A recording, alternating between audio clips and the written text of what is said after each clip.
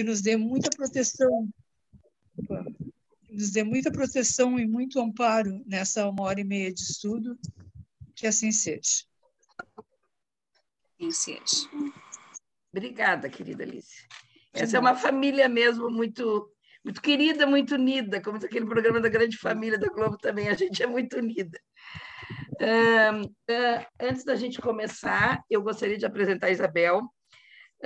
Até eu mexi com ela, digo, me dá um mini currículo, me passa um mini currículo para eu poder te apresentar.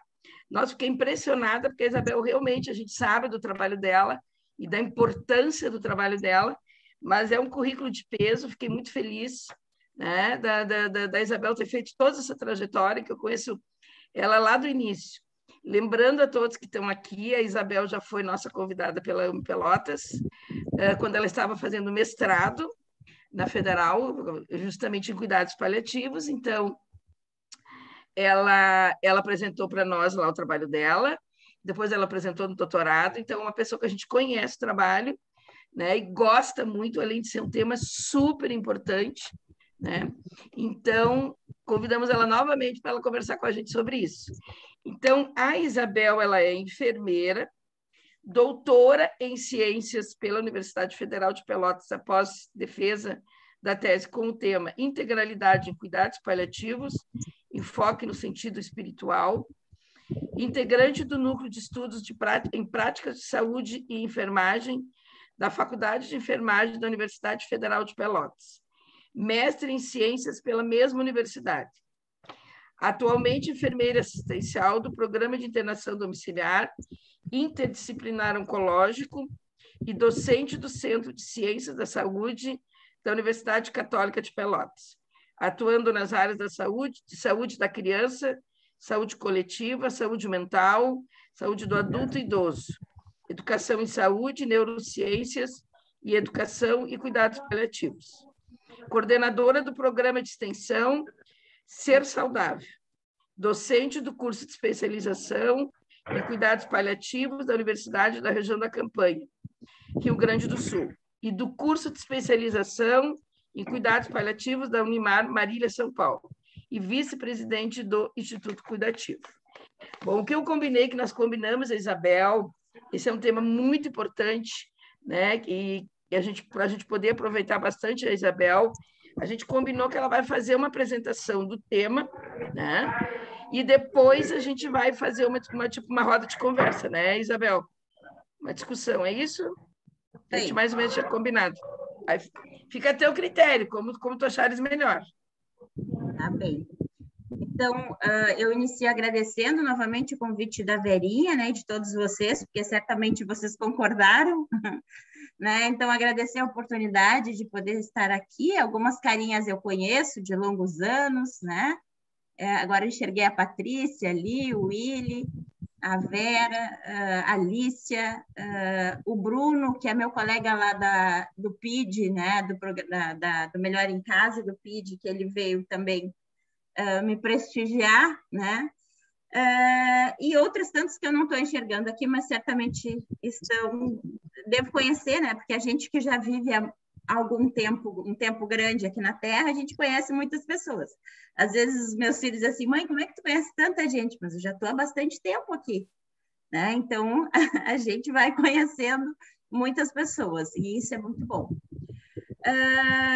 Então, o que eu combinei com a Verinha? A ideia era a gente fazer uma roda de conversa, algo assim mais descontraído, né? Porque ninguém tem saco também de ficar assistindo apresentações longas.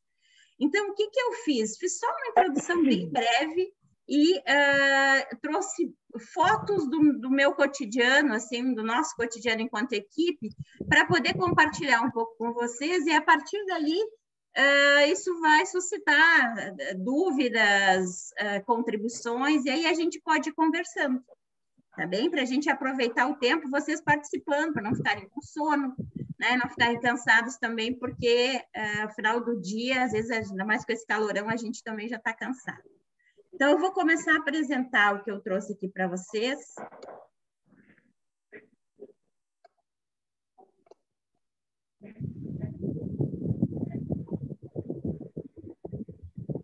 Aqui não está deixando eu apresentar. Sabe por quê, Verinha? Compartilhar tela. Mas é aqui onde eu estou, mas ele está dizendo que eu não posso apresentar. Ah, agora abriu. Abriu, tá. Deixa eu botar a tela inteira aqui. Eu tinha que te autorizar aqui, Isabel, agora já acho que já está certinho. A anfitriã hoje é a Ju. Eu estava vendo que eu não estava conseguindo, mas agora então deu. Melhor. Bom, gente, então, eu trouxe para a gente conversar o tema, então, espiritualidade e cuidados paliativos, né? Porque eu sei que o que vocês estudam é a espiritualidade, né? E, então, como que a gente inclui a espiritualidade nos cuidados paliativos? Eu tenho um grande interesse pela espiritualidade e é algo que já há bastante tempo eu tenho esse interesse, né? Porque isso é uma coisa que eu sempre... Não era trabalho, ela só falou que era brade, né? Preocupo, assim, com relação à humanidade, né? A relação que a espiritualidade tem com nós humanos, né? Então, nós somos considerados seres evoluídos, né? Então, somente nós temos consciência, inclusive, da nossa finitude carnal, vamos dizer assim, física, né? Então, e a espiritualidade, então, tem essa relação com a humanidade, e isso me interessa. Quando a gente pensa, né, em relação ao ser humano, a pessoa, eu entendo que o ser humano ele é um ser integral e que a espiritualidade é uma das dimensões, né, que compõem essa integralidade. Os cuidados paliativos vamos dizer, um cenário que eu já trabalho há 17 anos e que o que me instigou a iniciar a trabalhar com cuidados paliativos é essa minha preocupação, né, com a questão humana, porque eu trabalhei muitos anos na UTI neonatal e pediátrica ali do Hospital Escola, daí que a Verinha me conhece, né? E algo que me incomodava sempre muito na UTI, em todos os cenários da saúde por onde eu passava, era a questão da morte. Muita dificuldade, por exemplo, de, vamos dizer, de atender a mãe, o pai, no momento da morte da criança. Era algo que eu ficava muito incomodada com isso. E não era algo, por exemplo, que terminava o plantão e isso saía da minha cabeça. Então, eu imaginava que podia ter um outro jeito da gente lidar com essas situações. E aí, isso me instigou a buscar os cuidados paliativos.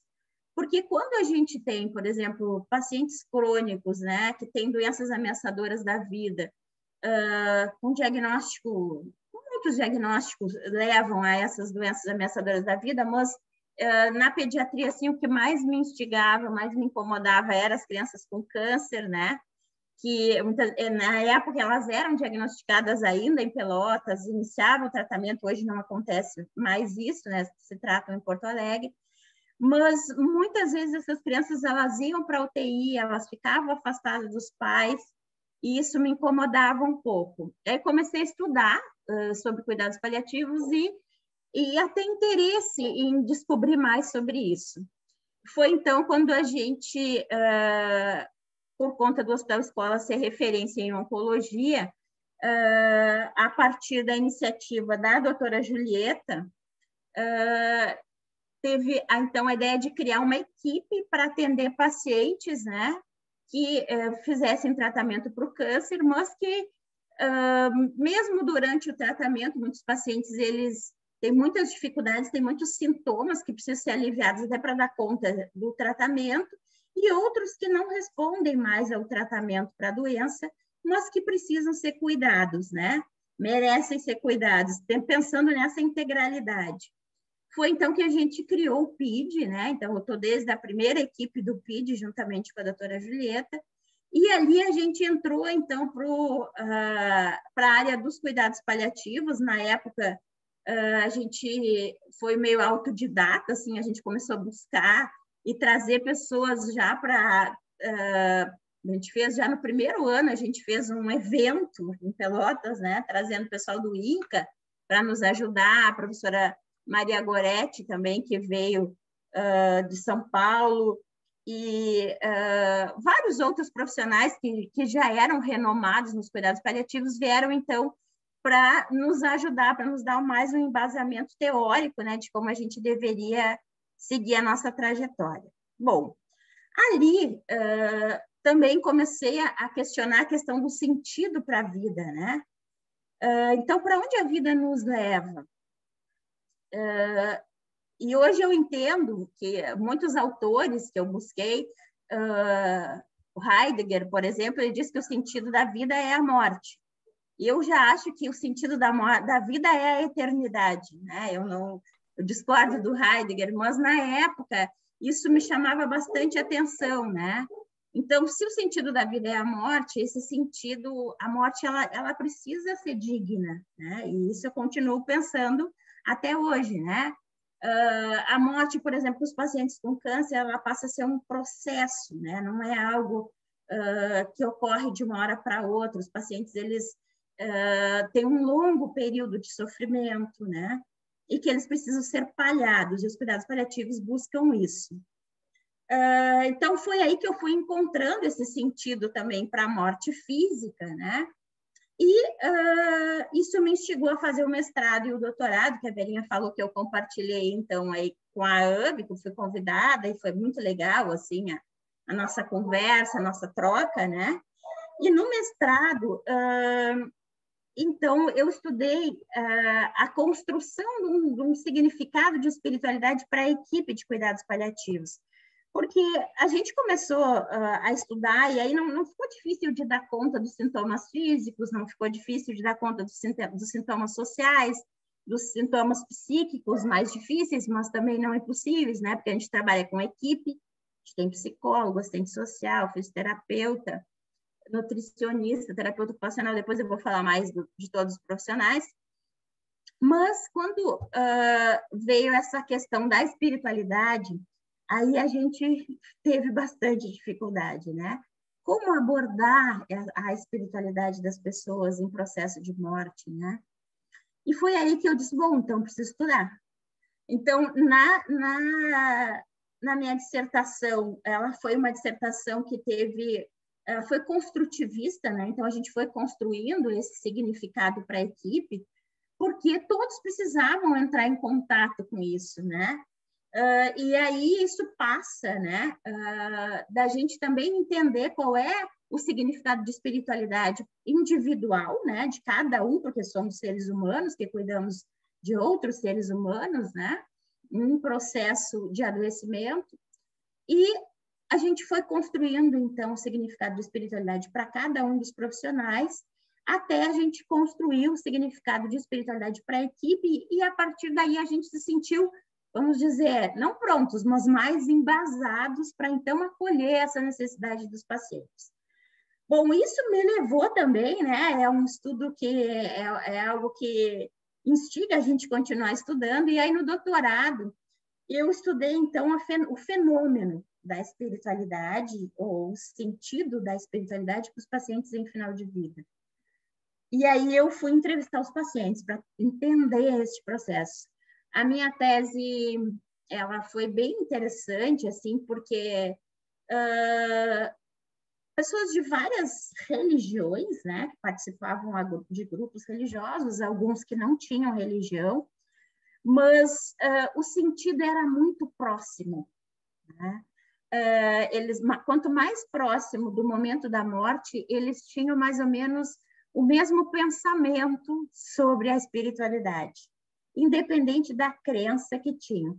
Alguns com mais dificuldade, justamente pela crença, né? Porque não se sentiam tão livres, né? Para poder vivenciar aquilo tudo ali que estavam sentindo, mas outros mais tranquilos. E aí que eu fui me dando conta, durante o período do doutorado, que nós, enquanto profissionais, a gente pode ajudar as pessoas, né? Também com o cuidado da sua dimensão espiritual no final de vida. porque eles foram me dando esses caminhos, né? A partir da voz que eu dei a eles, eles foram me dando esses caminhos, né? E hoje me sinto bem mais preparada, né, para abordar essas questões, né, da espiritualidade com os pacientes.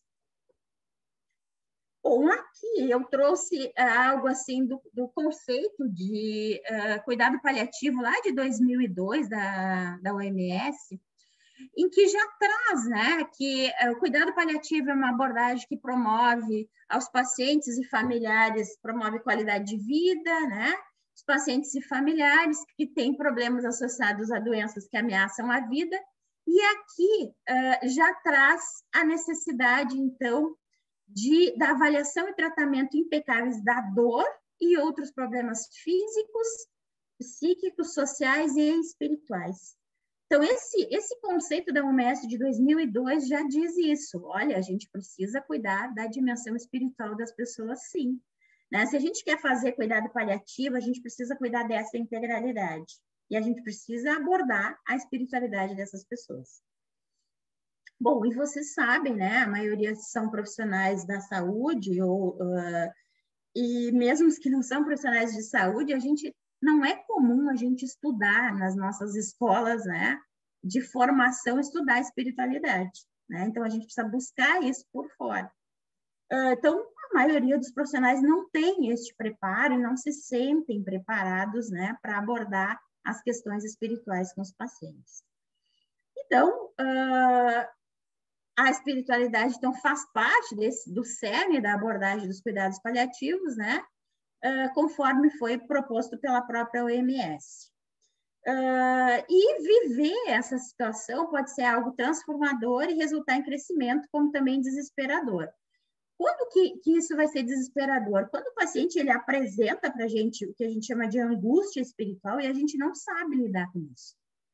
Então, ele pode ser algo que vai ser transformador, que vai ajudar essa pessoa nessa passagem, né? Assim como pode ser algo desesperador se ele não encontrar um sentido para a sua existência, né? Se ele não encontrar um sentido para aquela vivência, inclusive, porque a morte é uma vivência, né?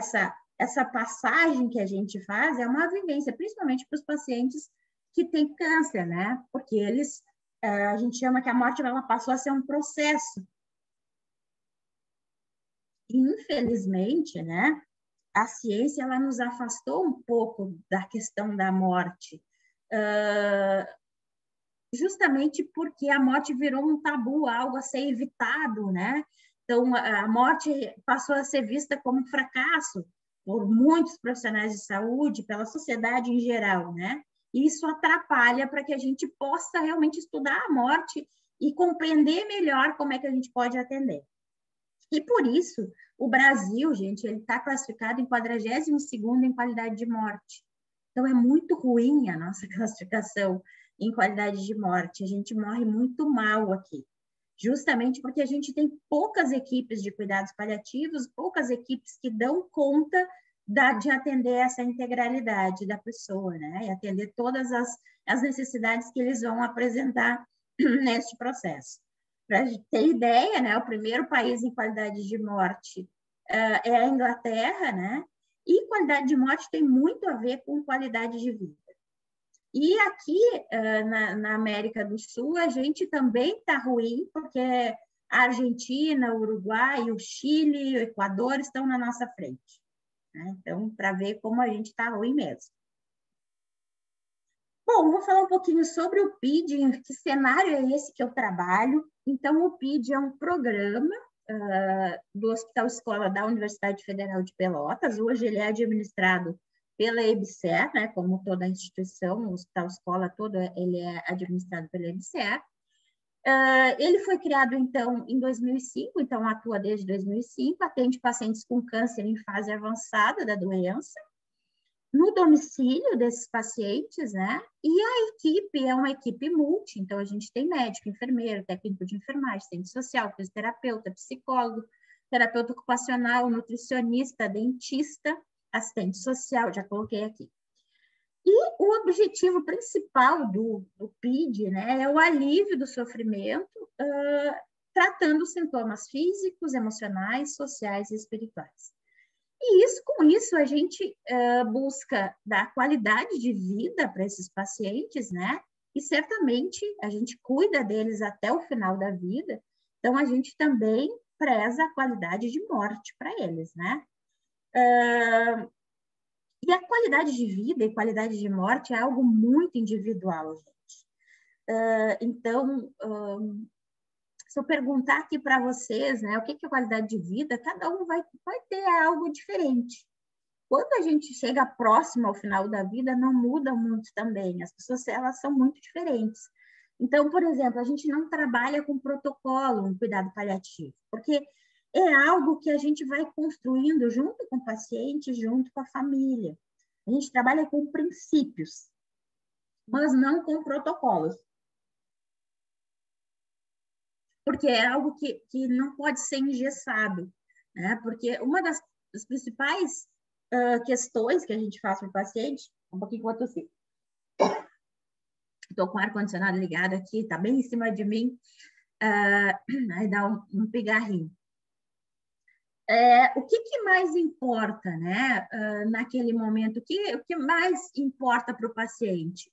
Às vezes são questões, normalmente o paciente ele vem para a gente por questões físicas, por sintomas físicos, mas às vezes ele tem uma preocupação que é maior do que o sintoma físico.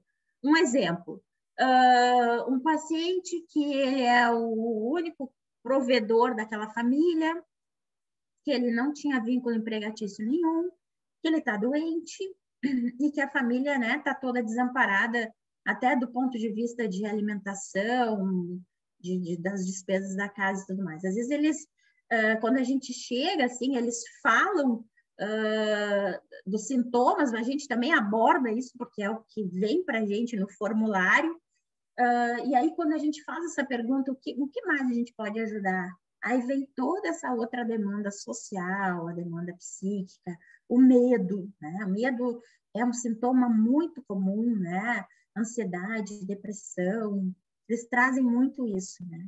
Então, a partir disso é que a gente vai elaborar um plano terapêutico, né? A partir disso, do que mais importa, e aí por isso, graças a Deus, a gente tem uma equipe, porque é algo que a gente não consegue dar conta olhando só para os aspectos físicos, né? A gente precisa olhar para tudo isso, e a gente ainda está na casa do paciente, então a gente está conhecendo o entorno, né? A família, tudo que está envolvido naquela situação. A gente se envolve muito com tudo isso, e o objetivo é isso, é se envolver para poder ajudar, para a gente poder, então, chegar a esse alívio do sofrimento, considerando todas essas dimensões. Aqui eu trouxe umas fotos para ir mostrando para vocês, como eu falei, para não ficar enjoado um monte de texto. Então, o atendimento domiciliar, a gente está saindo assim mascarado agora, né? Porque é isso, né? Essa parafernália toda, a gente vai num carro, aqui então tá a médica, estou eu, tá outra colega técnica de enfermagem e o nosso motora. Ali da outra foto que vocês estão enxergando, antes a gente preparava tudo dentro da casa do paciente, né? Hoje a gente não pode mais descer com nada para dentro da casa do paciente, porque não dá para ir de casa em casa por conta da pandemia, né? Então, as maletas que a gente descia, que a gente tinha um espaço maior para preparar, hoje a gente desce só aquilo que a gente vai levar para o paciente. Então, o nosso carro, muitas vezes, ele parece mais um carro que vende cachorro-quente. A gente levanta ali a tampa, né? E ali a gente vai preparar as medicações, tudo que a gente vai precisar para usar naquele paciente. Ali tem a médica ajudando a aspirar as medicações e o técnico de enfermagem preparando. E outra coisa que a gente está tendo bastante cuidado, né, nessa foto aí, eu não estou porque eu estava lá dentro da casa.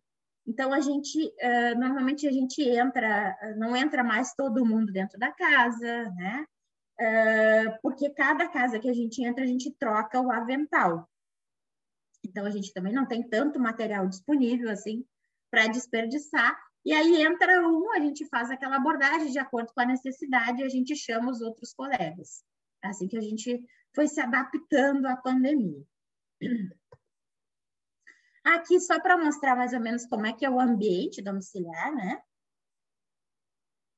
a gente procura, gente, que o ambiente ele seja, que a gente saia dali, que não fique com uma cara de hospital, né?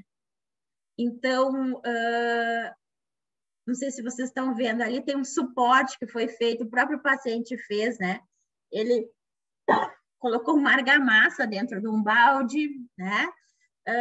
Aí ele botou um cano, um pedaço de vassoura, mais um cano que ele tinha, um ganchinho, e ali é o suporte do soro. Normalmente, a gente, em alguns casos, se recomenda o uso da cama hospitalar, mas normalmente para o paciente que ele tenha lesões cerebrais, que ele não tem vida interativa, porque senão a gente orienta que a pessoa fique na cama dela, né? Porque a cama é algo muito precioso para a gente, né? A gente pode viajar, ficar no melhor hotel do mundo, mas quando a gente volta para a nossa cama, que a gente cai na nossa cama, meu Deus, né? A gente se reencontra. Então, é muito significativa a cama do paciente. Então, a gente sempre orienta para manter a cama. Se for um casal que não saia da cama, que fique junto. Às vezes tem criança que dorme junto, né? A gente orienta que as crianças continuem dormindo junto, porque leva calor humano, né? Leva humanidade. A pessoa ela se sente acolhida. Então, a gente tenta organizar o ambiente para que ele fique o mais humano possível. Tá? Então, por isso que eu trouxe algumas fotos para vocês olharem. A gente procurou desfocar os pacientes para não expô-los, né? Aqui a gente faz vários procedimentos em casa, que é uma paracentese, só para vocês entenderem, né? Então, a gente leva o material, como a gente tem o hospital como suporte, né? Então, a gente leva o material. Aqui a médica está fazendo uma paracentese, um paciente com ascite. Ascite é um líquido que acumula, né? No abdômen, e esse líquido ele causa muito desconforto. Ele dá falta de ar, cansaço, edema nos membros inferiores, um mal-estar geral, né? E aí a gente consegue drenar em casa, não precisa ir para o hospital, não precisa ir para o pronto-socorro. O paciente é anestesiado ali, faz anestesia local, né? A gente também faz uma analgesia antes do procedimento. Então, só para vocês verem, assim, aqui está em cima de um tapete, né? Mas a gente tem um campo ali, tem a roupa estéreo, a gente faz todo o procedimento como se fizesse no hospital, mas no ambiente doméstico, né? Que é um ambiente domiciliar que tem menos risco também para o paciente, que é um paciente debilitado. Aqui a gente atende pacientes de todas as idades, então ali vocês estão vendo uma criança, né? Que ele teve alta do HU, ele está com a gente também, ele está no Melhor em Casa, porque o PID atende só pacientes oncológicos, mas o Melhor em Casa é um programa também que funciona junto com o PID e que atende pacientes com outros diagnósticos e não câncer, tá? Então, essa criança, ele fica no BIPAP, né, a maior parte do dia, ele tem traqueostomia, mas ele pode voltar para casa, né? Ele está no ambiente dele, ele agora já fica bem mais tempo no BIPAP, ele nunca mais teve uma internação hospitalar, nunca mais reinternou, vai fazer o 3º ano que ele está com a gente, né? Então, a gente atende pacientes de todas as idades. A gente vai se adequando ao ambiente, né? Ali a gente está para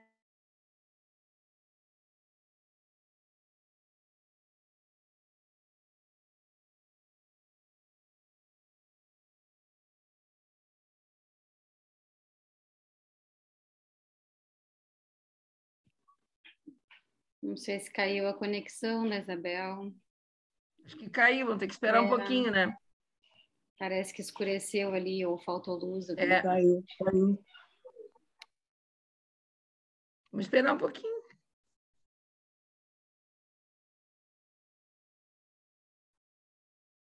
Ih, parece que faltou luz, a Silvia ali, ó. Porque ficou escuro, né? Ficou só a luz do computador.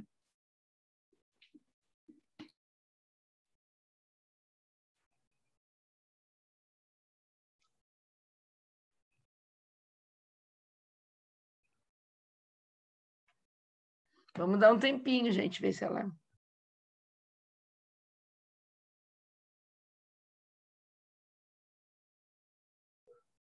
Vou ver com ela aqui no WhatsApp se ela fala alguma coisa. Quando cai é muito angustiante, né? Quando cai Faltou a luz mesmo. Vou entrar pelo celular, ela disse. Faltou Não, luz a mesmo. pessoa que tá fazendo a palestra é tão angustiante, né, Verinha? Porque Sim. interrompe, né, todo um pensamento ali. Então, Não, mas ela tá entrando pelo celular, viu? Ela tem bastante experiência. A Isabel está entrando pelo celular. A isso. Isabel já está entrando. Olá!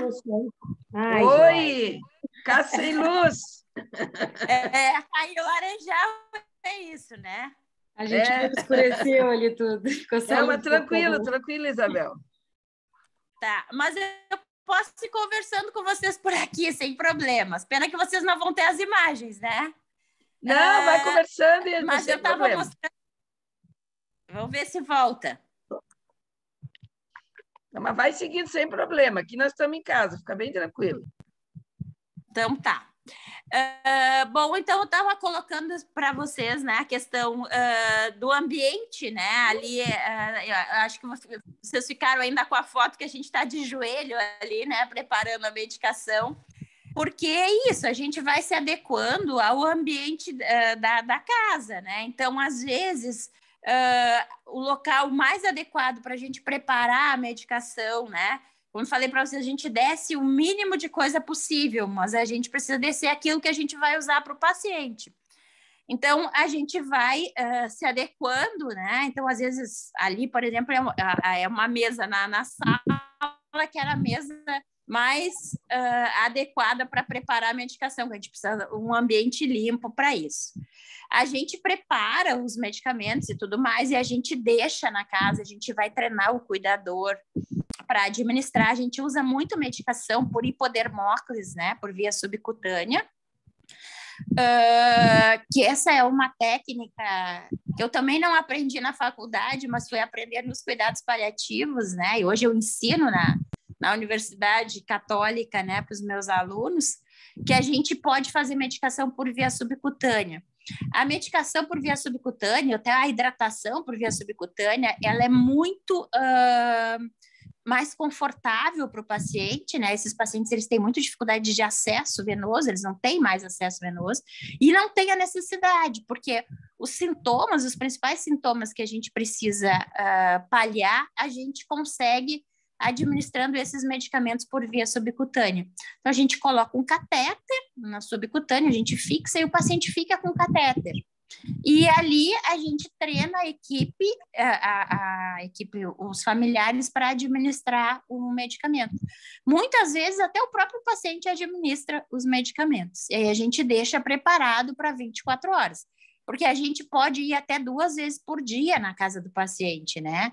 Mas ele precisa de atendimento 24 horas, precisa de medicamento que cubra as 24 horas. E aí a gente deixa esse material preparado, medicamentos preparados para os familiares administrarem. Outras questões que a gente faz, né, também é atender aos desejos dos pacientes, né?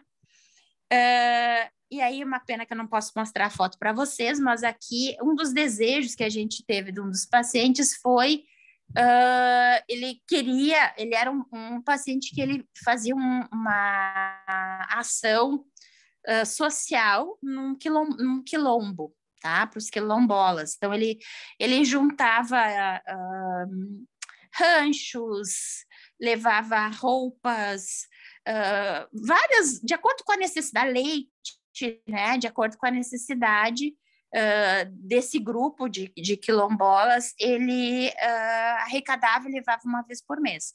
Como ele ficou doente, ele e a esposa dele, voltou à luz. Vamos ver se eu consigo entrar de novo por aqui. Então, ele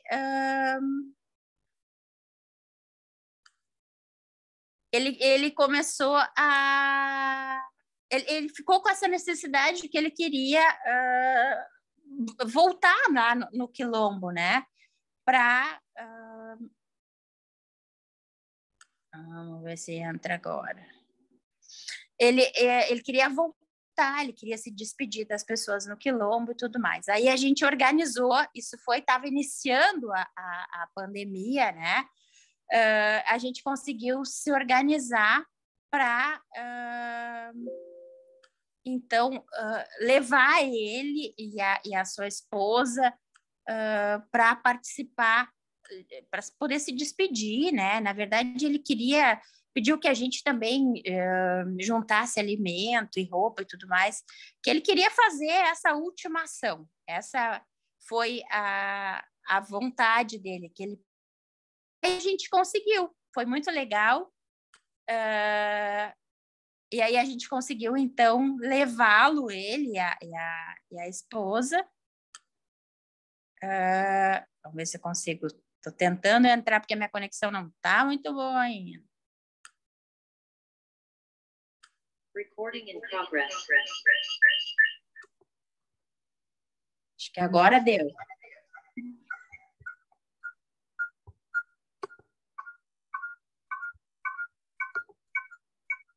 Vou desligar aqui o outro, porque... É melhor desligar, senão dá eco, já né? Já saí, senão fica com eco. Tá, isso. Ai, meu Deus. Muitas emoções. Tá, então aqui, atendendo os desejos dos pacientes, aqui está a visita, então, ao Quilombo. Foi lá no início da pandemia, acho que foi em abril, maio, né? A gente foi com máscara, a gente já levou, ele queria muito levar máscara para o pessoal. Foi muito interessante que a gente chegou lá e eles não tinham máscara, né? Então, a gente levou roupa, a gente levou um lanche para eles, e aí ele pôde se despedir do pessoal, né? A gente conseguiu levar, aqui tá as 2 assistentes sociais, a gente conseguiu arrecadar alimento, roupa e tudo mais, né? E foi muito interessante. Esse paciente tinha um tumor hepático, né? Um hepatoma, e uma semana depois ele morreu, né? Mas, assim, ele morreu muito agradecido, ele agradecia muito, assim, que ele conseguiu ir lá, ele se despediu das pessoas, né? E ele deu vários conselhos, assim, né? Porque uma das coisas que ele falou muito, assim, que me marcou bastante, é que ele dizia que ele teve o tumor hepático porque ele era alcoolista, né? E aí, lá dentro do Quilombo, tinham muitas pessoas que eram alcoolistas. Ele dizia assim, vocês estão com tempo, eu não tive esse tempo, né? Então, por favor, que o meu exemplo sirva, né, para livrar vocês disso. E aí, depois, a gente foi tendo contato com a esposa dele, porque a gente continua até hoje levando alimentos para ela levar, e ela continua fazendo a ação, né?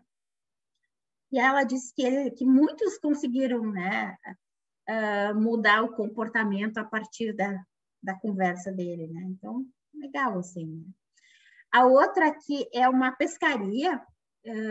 O paciente, ele também, a gente perguntou o que ele queria, qual era, que a gente podia ajudar mais, e ele quis pescar. Agora passou tudo, mas eu quero mostrar a imagem geral aqui para vocês. Tá, e aí, então, a gente levou ele para pescar. A gente conseguiu o pastor, a gente tem um pastor evangélico que é luterano, né? Que ele também ajuda a gente, e aí ele conseguiu essa pescaria para esse paciente, a gente foi com a equipe e tudo mais, né? Foi muito interessante também, poucos dias depois ele evoluiu para o óbito. Aqui, né, atendendo os desejos do paciente, isso aqui foi a última que aconteceu comigo, né? Eu perguntei, é uma paciente bem difícil, assim, no início ela estava bem revoltada com a doença e tudo mais.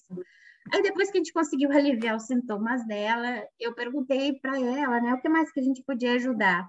Quando a gente chegou na casa, ela estava sendo cuidada por uma outra pessoa.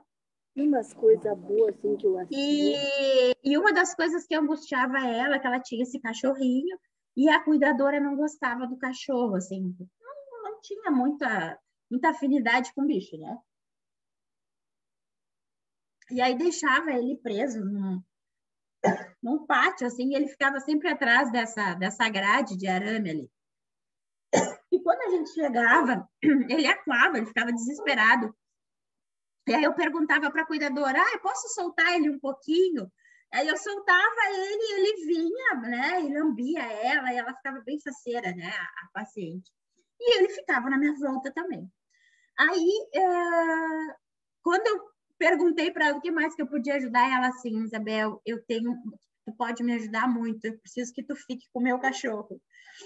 E aí eu disse, meu Deus, eu já tinha 4, né? Esse aqui é o 5º.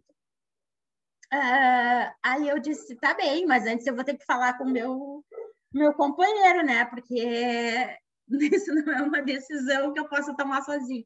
Aí ela assim, se precisar, tu traz ele aqui, Isabel. Se tu não convencer ele, tu traz ele aqui que eu vou pedir para te ficar com ele. Mas aí foi tranquilo, né? Conversei em casa, tudo bem, né? Se tu perguntou, agora aguenta, né? Ele é um queridinho, assim, né? O Doc.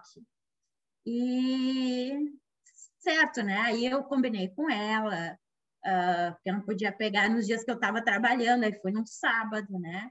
Levei ele, ela se despediu dele, ele veio para cá e eu trouxe ele no sábado e ela morreu na quarta-feira. Né? Então, essas coisas são muito importantes, assim, né? Essas despedidas, poder deixar as coisas mais organizadas, né? Isso é bem importante para os pacientes, assim, né?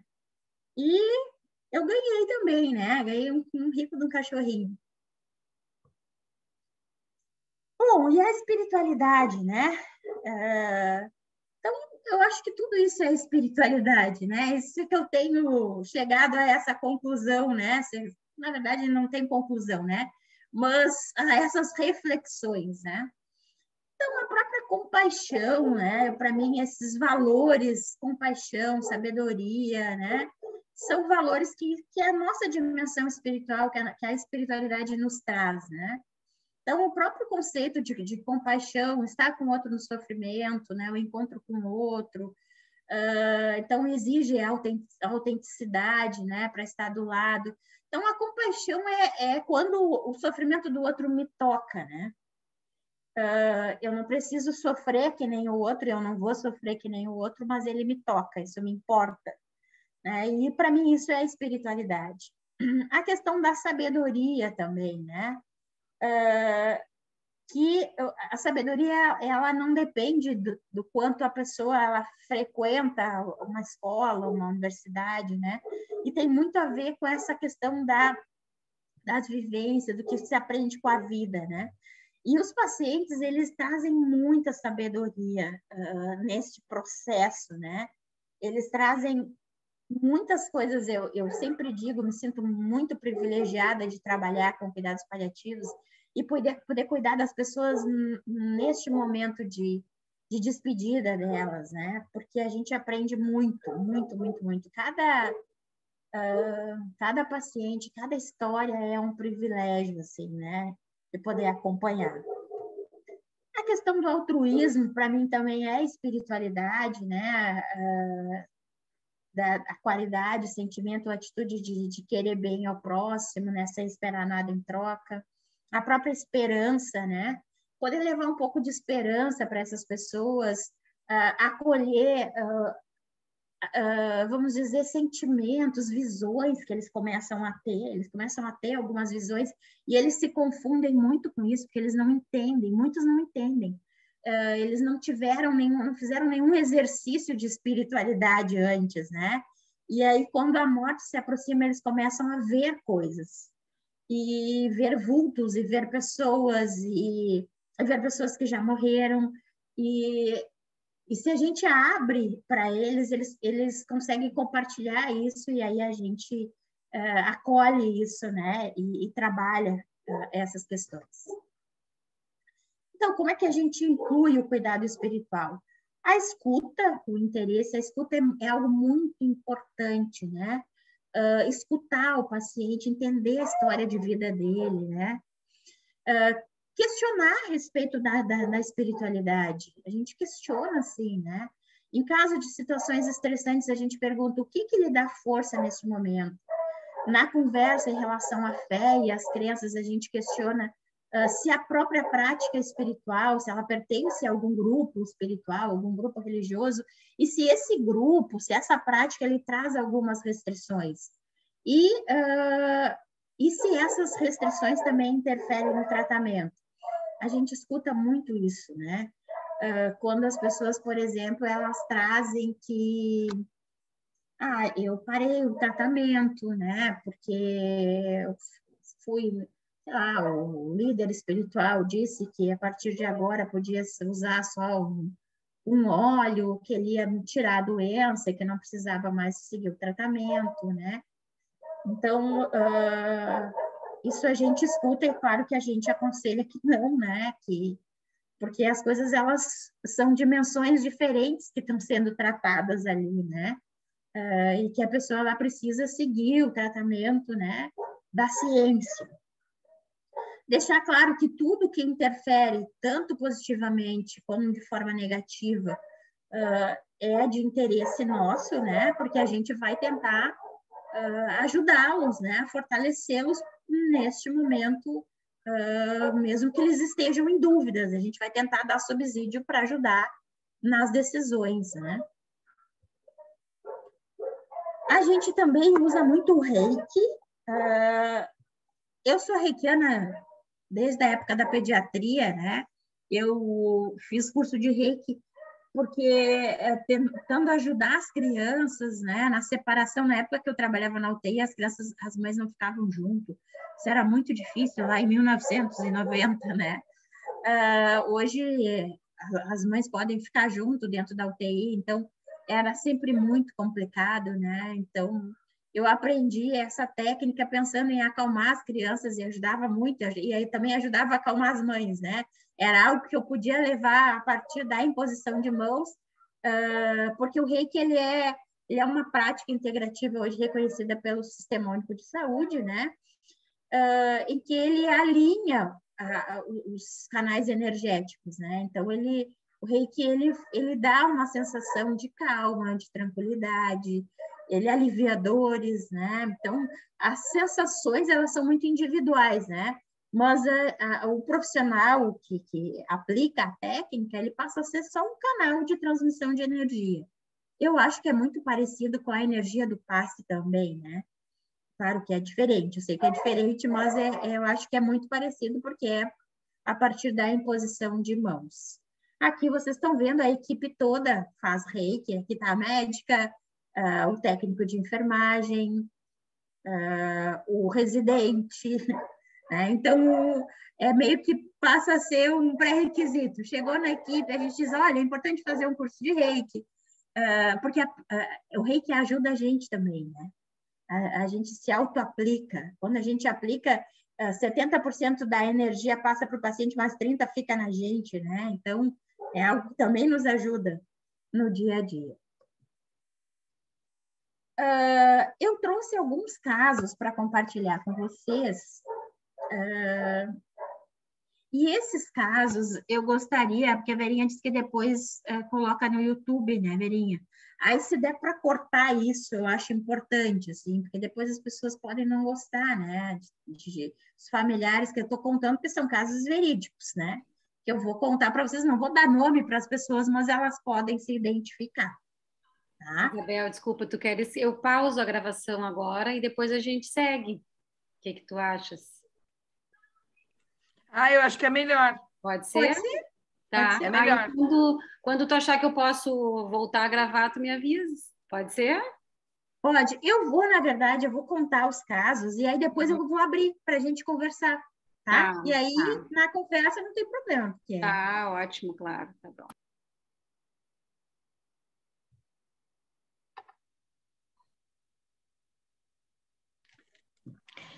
Enquanto ela está passando ali. Bom, eu queria aproveitar... Tem como a gente retornar, Ju, lá para a gente... Isso. Eu vou fazer um questionamento, começar a discussão contigo aí, Isabel, de uma coisa muito importante que tu colocasse, da questão, né, dessa pessoa que estava cuidando, dessa pessoa que estava desencarnando, e que as pessoas, a dificuldade que tem os profissionais de saúde de que se morra com aquele cuidador. No hospital, a gente teve uma época, tu vai te lembrar, talvez, que nós tivemos a Cecília, que trabalhava lá no hospital, a Cecília que trabalha com oncologia, e internavam os pacientes, claro, os pacientes com câncer, os pacientes terminais. Então, a gente teve uma época assim, de dificuldade de adaptação bem grande lá com os profissionais de saúde. E o que eu percebia, Isabel, na maioria das vezes, assim, os profissionais que eram responsáveis, por exemplo, dá nome, tá fulana lá, a Daniela, vou dar um nome, está cuidando do paciente 245. E esse paciente começava a dar sinais que estava se despedindo. Uma dificuldade bárbara das pessoas conseguir entrar no quarto e de poder trabalhar.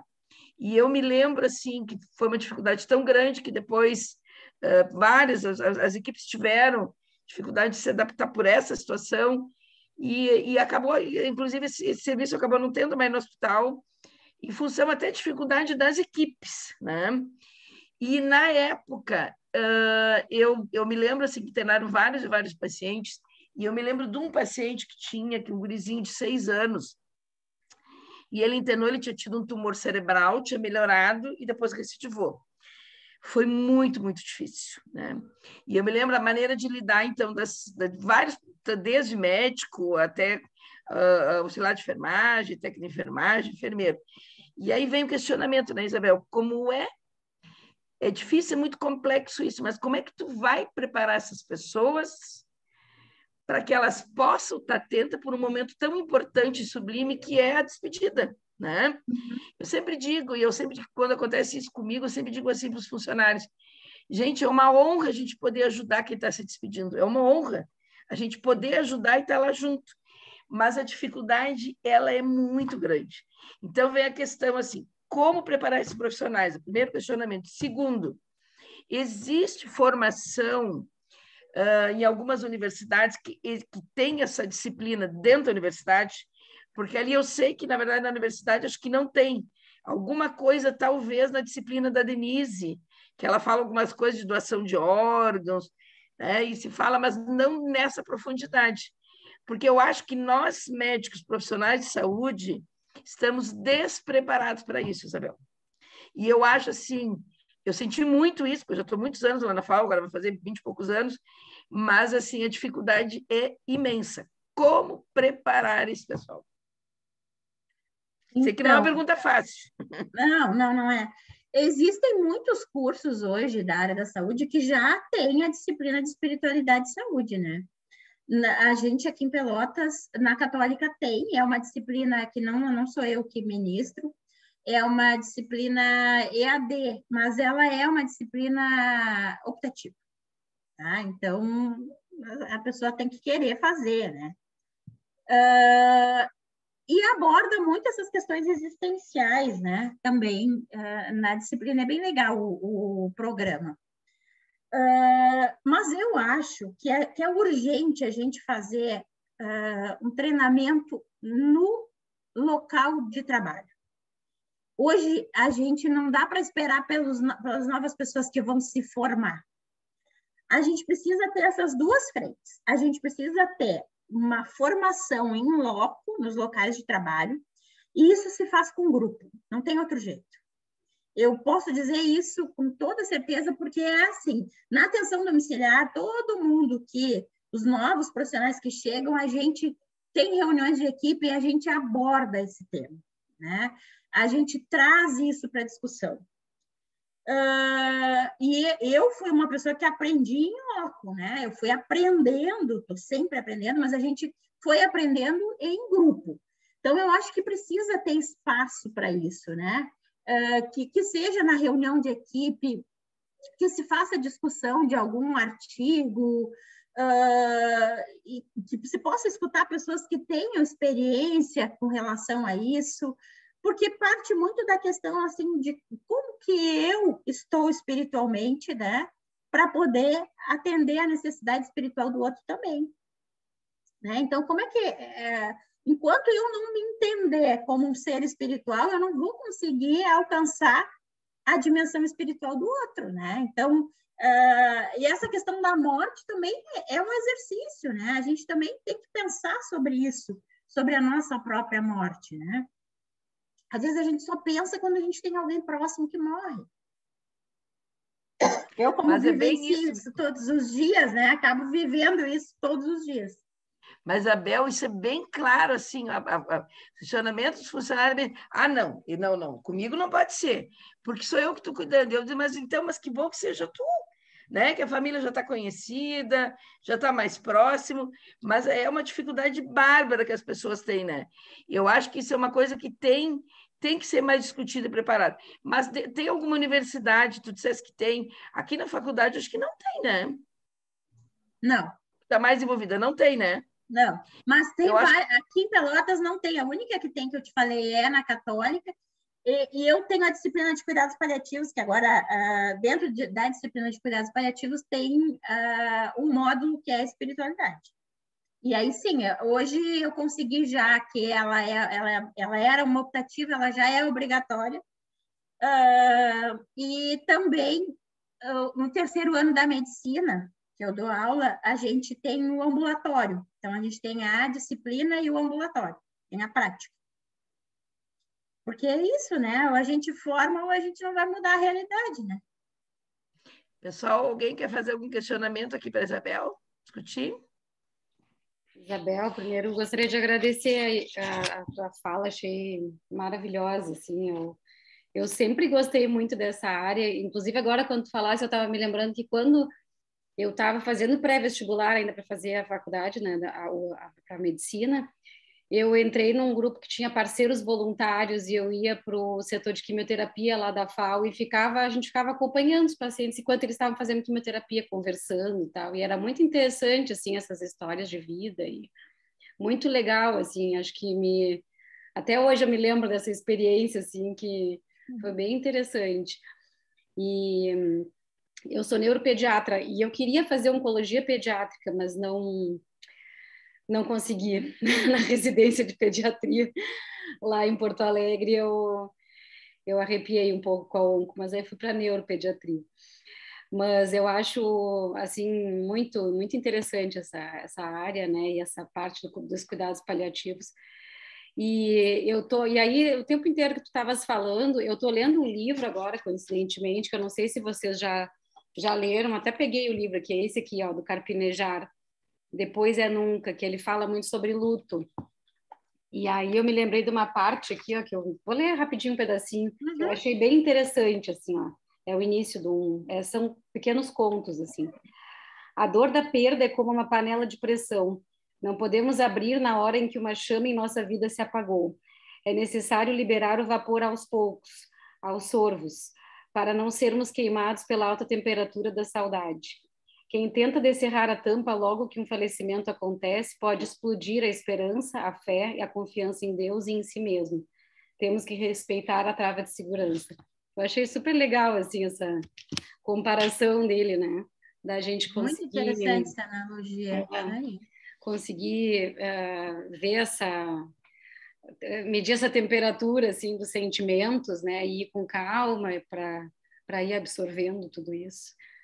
Mas estou achando muito bom o livro, ainda mais que tu tá nessa área, assim, te recomendo. Vou ler. É muito interessante. Jua, deixa eu te perguntar, esse livro, ele está escrevendo, eu acho que principalmente para falar dos desencarnes, principalmente do pessoal pós-Covid, né? Ou não? Tem alguma coisa, capítulos, né? Tem alguns capítulos que ele fala sobre isso, sobre as perdas, mas fala sobre perdas de filhos, perdas de familiares dele, assim, a sogra dele quando faleceu e tal. Mas é muito legal, assim, ele escreve muito bem e essas analogias que ele faz, assim, estou achando fantástico, muito bom o livro. Eu vi no Instagram esse livro bem interessante, eu pretendo ler também. Muito legal. Tu queres falar, Silvia? A Silvia colocou a mãozinha ali. Pode falar, Silvia. Oi, Isabel, que bom te encontrar aqui. Colega de muito tempo, né? Eu queria até falar um pouquinho a respeito de que a Isabel sabe disso, que no curso da enfermagem, enquanto eu estava dando aula, que a gente tinha um grupo, nós trabalhávamos na radioterapia da Leiga ali, tínhamos um projeto de extensão e pesquisa, eu trabalhei os últimos 14 anos da minha formação, da minha profissão ali, foi ligada na área de radioterapia e com um projeto de extensão da humanização do atendimento ao ser que estava fazendo fisioterapia.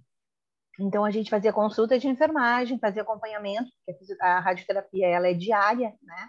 A gente tinha como acompanhar. A Isabel sabe também que na pós-graduação também tem algumas disciplinas, dependendo do tema, isso é abordado. E no 5º semestre da enfermagem, no tempo que eu atuava no 5º, nós tínhamos uma abordagem bem ampla de oncologia. Eu acho que, Isabel, tu deve ter ido dar alguns seminários para a gente lá, né?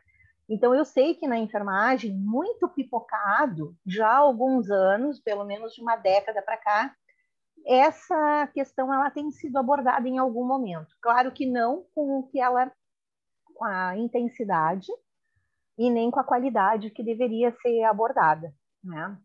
Mas o que me preocupa mesmo é que eu não vejo isso nos novos currículos. Eu acho que, né, tem que ter, porque assim, gente, nós não só estamos vivendo um boom de pessoas com câncer, que é um dos maiores problemas que a gente tem dessa doença crônica, que dá recidiva e outra recidiva e outra recidiva, mas assim, ó, só consegue dar suporte quem vivencia, quem está lá no dia a dia, sabe? Não é uma coisa que nasce só da teoria. Ela precisa ter uma prática. Ela é um curso intensivo diário para sempre. É como se fosse uma educação continuada de serviço, né? De uma UTI da vida. Mas também a abordagem pessoal do cuidador, de quem vai prestar isso, também a bagagem que ele teve na vida vai influenciar muito na forma como ele vai atuar. Assim como a gente costuma dizer, tu só consegue entender a dor do luto de outro quando tu passa pelo luto. Eu não desejo que as pessoas tenham câncer, de forma nenhuma, mas definitivamente aquelas pessoas que conviveram com alguém que teve câncer próximo deles, ou até na própria vida profissional, puderam atuar bastante. Esses são os que estão assim com mais capacidade de desenvolver isso e de perceber. Tem alguns especificamente que não querem, não vão abordar isso. Assim como a gente sabe que a gente forma e o aluno, tipo, não quero trabalhar no bloco cirúrgico, não quero trabalhar na UTI. A gente tem perfil para todas as atuações, né? Só que a gente tem que selecionar muito bem. E olha, o mundo hoje ele está multipoli-habitado. Isso significa, vai ter muita gente morrendo, né? Sempre se nasceu e sempre se morreu. Então, não é uma coisa que a gente possa jogar para baixo do tapete para pensar amanhã, né? Ela já urge desde os anos de 1990. Eu me formei nos anos 80, né? E atuei já desde quando eu comecei, gente. Na minha unidade tinha o chamado Corredor da Morte, quando eu trabalhava lá no Hospital de Caridade de Juiz, que era um corredor com 5 leitos que ficava os pacientes que iam morrer. E lá eles eram abandonados. E eu nunca me conformei com aquilo, porque mal e porcamente a família tinha contato com eles e eles ficavam sozinhos a maior parte do tempo, né? Era uma coisa horrível. Mas eu acho que a gente evoluiu bastante de lá para cá. Só que a minha dúvida ainda fica assim, como que a gente pode trabalhar mais intensivamente para preparar essas pessoas, né? Muito obrigada, Isabel. Eu amei te ouvir. Vili, eu acho que o Vili quer falar também ali. Vili, pode falar, Vili.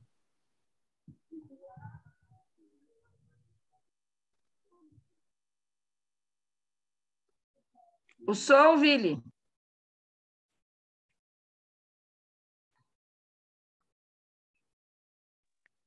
Eu tinha ligado e desligado. Parabenizar a Isabel pela abordagem, bastante É gostoso ouvir essa abordagem, essas reflexões, esses casos que trouxe aí.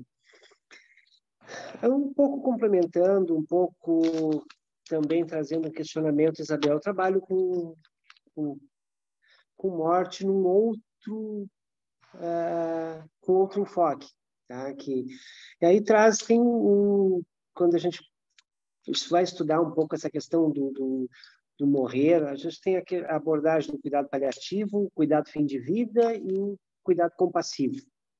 Tá? Tem essas 3 abordagens aí que hoje estão no dia a dia que faz a gente repensar. E na área do envelhecimento tem se adotado mais o termo de cuidados compassivos.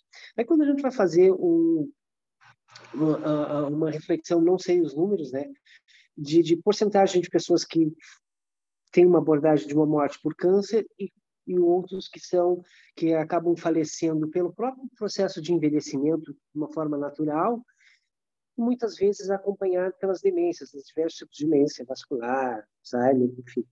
Mas que também, no momento que tem um diagnóstico de demência, ele vai para um cuidado compassivo, ele vai entrar nessa abordagem.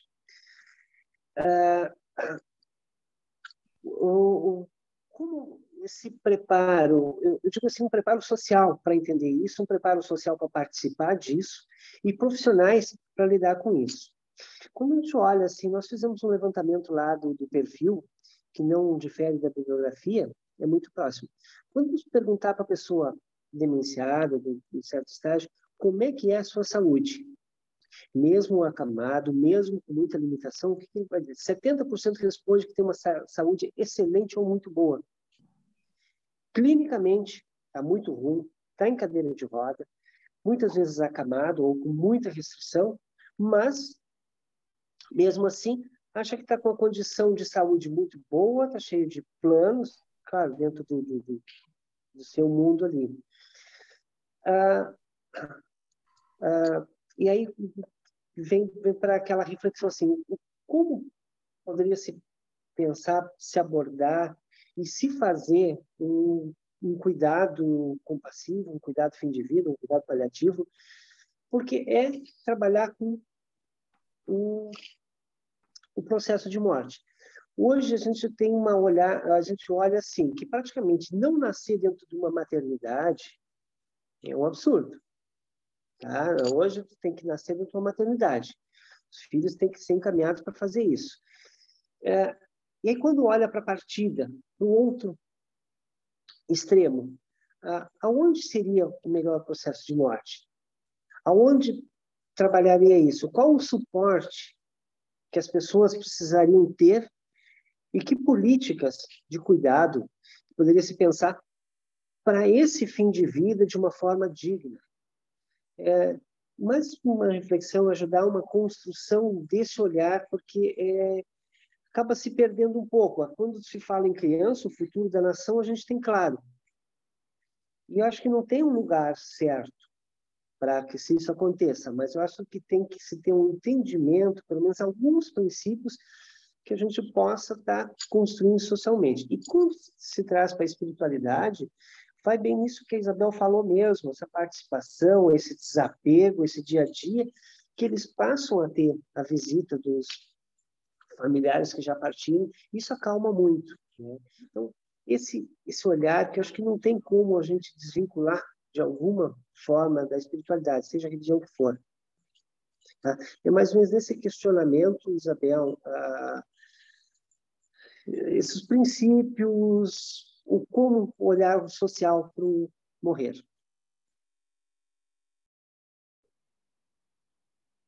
Na verdade é isso, né? É muitas questões, né?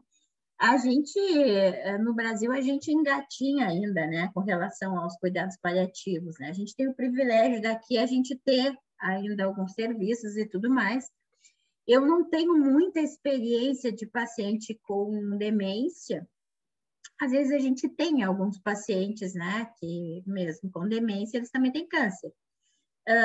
Mas o que eu percebo assim no paciente com demência, muito a questão da família, né? O quanto a gente precisa dar suporte para a família. Essa questão da morte no domicílio, eu pensaria, por exemplo, se me perguntasse qual é o melhor lugar, tu fez essa pergunta, né? Qual é o melhor lugar para nascer, qual é o melhor lugar para morrer? Eu acho que o melhor lugar é a casa, mas eu acho que isso também tem muito a ver com o suporte da família, com o teu entorno, né? A maioria dos pacientes, eles respondem que eles querem morrer em casa. Mas nem sempre, não é 100% das famílias que conseguem suportar isso, né? Que tem, vamos dizer, estrutura para isso, né? Eu sempre digo que eu acho que o hospital é pior porque a família ela vai ter que se deslocar, de alguma forma a família vai estar junto, né? Ela vai ter que se deslocar, mas às vezes a família ela se sente mais apoiada. Então, o que eu percebo, assim, dentro de todo esse teu comentário, concordo com tudo, né? É isso, assim, a gente está muito longe de ter o ideal e por isso que a gente está tão mal em qualidade de morte, né? A gente está tão mal classificado, mas acho que a gente já tem alguns caminhos, né? A gente já tem algumas dicas, né? A gente já sabe mais ou menos por onde ir, a gente sabe que a gente precisa ter uma política pública. O cuidado compassivo que a gente falou, ele não deixa de ser o cuidado paliativo. O problema todo é que a palavra paliativo ela é uma palavra que ela é, vamos dizer, interpretada no Brasil como gambiarra, né? Então, o que a gente diz assim? Eu fiz de qualquer jeito, é paliativo, né? Então, isso acaba trazendo esse peso, né, para os cuidados paliativos, para a prática em si. E aí a gente que trabalha com cuidado paliativo, a gente tenta, né, desmistificar isso e trazer toda a questão do conceito e dos princípios, né?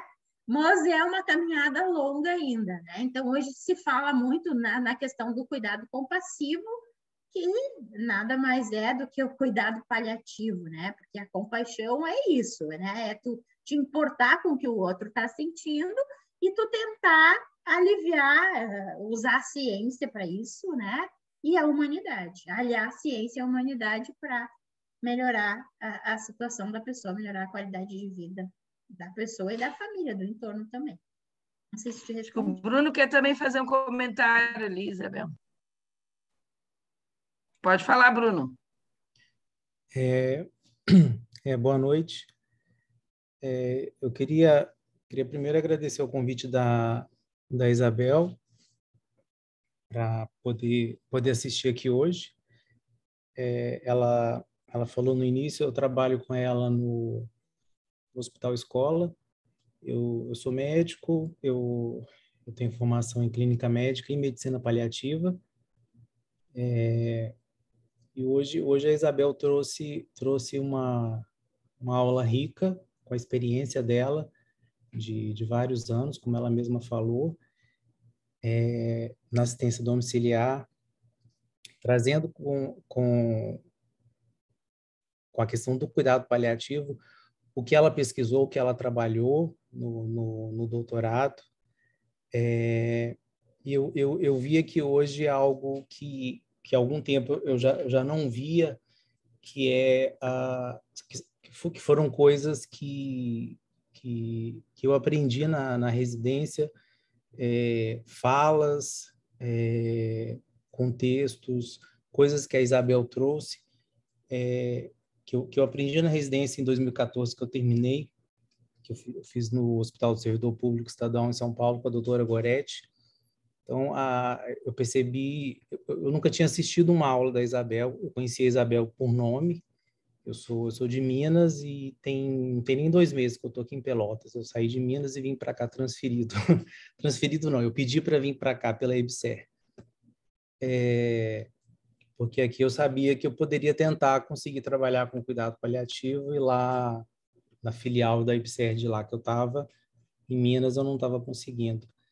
Eu nunca tinha assistido uma aula da Isabel e hoje escutando ela falar, eu percebi que a Isabel, ela segue mais ou menos a linha que eu aprendi cuidado paliativo, assim, é muito parecido o jeito que ela entende, o jeito que ela compreende. Eu já tinha percebido isso no dia a dia, conversando com ela, com as coisas que ela fala, o jeito como ela age. Então, assim, eu queria só só agradecer de estar aqui hoje, do convite dela, e agradecer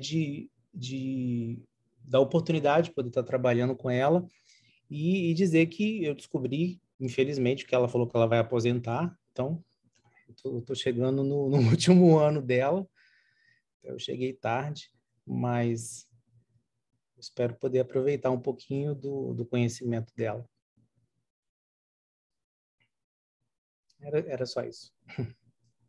Obrigada, Bruno. O Gente, Bruno está recém-chegando, gente. a gente está acolhendo ele, né? Aí eu convidei ele para vir para assistir a aula, né? Porque a gente também ficou muito feliz com a vinda dele, né? E ele veio para Pelotas justamente porque ele achou que aqui ele ia conseguir trabalhar cuidado paliativo, porque é isso, cuidado paliativo no país inteiro não é tão fácil de trabalhar, né? E que bom, né? Que a gente está com mais um soldado conosco, né? Mais uma parceria aí para... porque aqui eu digo, né? Cuidado paliativo é militância, por isso estou te chamando de soldado, tá? A gente milita nos cuidados paliativos, a gente vai em frente porque é algo que a gente acredita e é que a gente quer vivenciar. Obrigada por ter vindo também. Que bom, hein? Mas que maravilha, hein, Bruno? Está aproveitando, eu me lembro. Agora me lembrei do Arthur, que ficou aqui com a gente um tempão, que era de Recife, te lembra? Querido. Ficou um tempão aqui com a gente, né? Mas assim, ó, gente, em função até do horário, nós estamos passando às vezes das 22, foi interessante, o pessoal quis conversar, eu deixei o pessoal ficar conversando um pouquinho mais. Mas eu queria agradecer muito a presença da Isabel hoje, acho que ela nos enriqueceu bastante, né, a nossa noite de hoje. Eu acho que se desse mais tempo, nós ia ficar. A Janine acabou até saindo, que ela queria perguntar algumas coisas, ela precisou sair, né, e agradeceu, ali tu deve ter visto no chat. Queria agradecer demais a tua presença hoje, Isabel. Com certeza tu enriqueceu bastante o nosso grupo aí, tá? E eu gostaria de, antes da gente encerrar essa nossa... Eu não sei, Elodie podia fazer a oração da encerramento. Pode ser, Elodie? Posso fazer sim. Antes de fazer a nossa prece de encerramento e agradecimento, quero agradecer a Isabel também, já tinha ouvido palestras dela nesse mesmo tema, e agradecer pelos novos colegas também. Então, pessoal, serenando os nossos corações, serenando a nossa alma, vamos agradecer ao nosso Mestre Jesus por mais essa oportunidade de estar aqui, de aprender, de tentar entender os desígnios de Deus e a nossa caminhada nesse mundo terreno. E gostaria de fazer, nesse sentido, uma prece espírita de Deus, a Deus, nosso Pai e Criador. Deus, Pai e Criador, agradecemos pela vossa paternidade sem fronteiras, pela vossa beneficência sem limites, pelo vosso amor sem exigências. Pedimos que nos abençoe, porque acordamos mais uma fração de nossa consciência com estas lindas palavras, com essa visão, com esse trabalho desse grupo do PID, do nosso Hospital Escola. E porque abrimos os olhos para mais um ângulo de visão, porque andamos mais um passo na jornada evolutiva. Querido Jesus, ainda temos muito que aprender acerca da rogativa, das emoções que ela favorece, das irradiações que se sucedem. Em estado de êxtase, de felicidade, que podemos perceber na humildade da prece e do aprendizado. Jesus, não nos deixeis abandonar esses recursos espirituais. Ensinai-nos outra vez, como ensinastes aos discípulos, a orar, sem que essa oração nos leve a repetições sem discernimento, a esperar, perceber sem fazer esforço ou a confiar sem intolerância. Te agradecemos por mais esse trabalho, por estarmos aqui reunidos. Agradecemos a Isabel, que com tanto carinho e humildade nos trouxe o seu conhecimento, neste assunto tão importante que é a espiritualidade, no fim de uma etapa da vida terrena para a eternidade. Te agradecemos e pedimos a tua bênção para o trabalho de todos nós, para a nossa alegria e felicidade em poder ajudar os que mais necessitam. Que assim seja. Muito obrigada, viu, querida Elodie? Fechou com chave de ouro. Muito obrigada. Então, assim, agradecer mais uma vez, viu, Isabel? Foi um presente para nós hoje. Começamos janeiro com a tua aula, né? Uma aula maravilhosa. Na verdade, foi, acho que, contando a tua experiência, que é imensa, né? Eu já tinha até comentado aqui com o grupo, né? E assim, ó, Bruno, quando tu tiveres interesse em participar desse grupo, está aberto, viu? Eu já tinha convidado a Isabel, mas a Isabel dá aula de noite lá na faculdade, né, Isabel? Uhum. Mas quando quiseres eu participar, tenho... será muito bem-vinda. Ah, obrigada. Eu quero dizer para a Elodie que fico muito feliz em reencontrar minhas profs, a Elodie, a Silvia. Sim. Coisa boa, né? A gente passa anos... Beijo. Nos vê Prazer assim. É meu. Muito bom. Obrigada, gente. Muito obrigada por tudo, pela acolhida, né? Foi maravilhoso estar com vocês. Muito obrigada, tá, Isabel? Obrigada, viu, gente? Tudo obrigada de bom para vocês. A todos. Uma boa noite. Boa semana. Beijo bem bom grande. Trabalho, pessoal. Beijo. Boa semana. Boa noite. Beijo. Fiquem com Deus.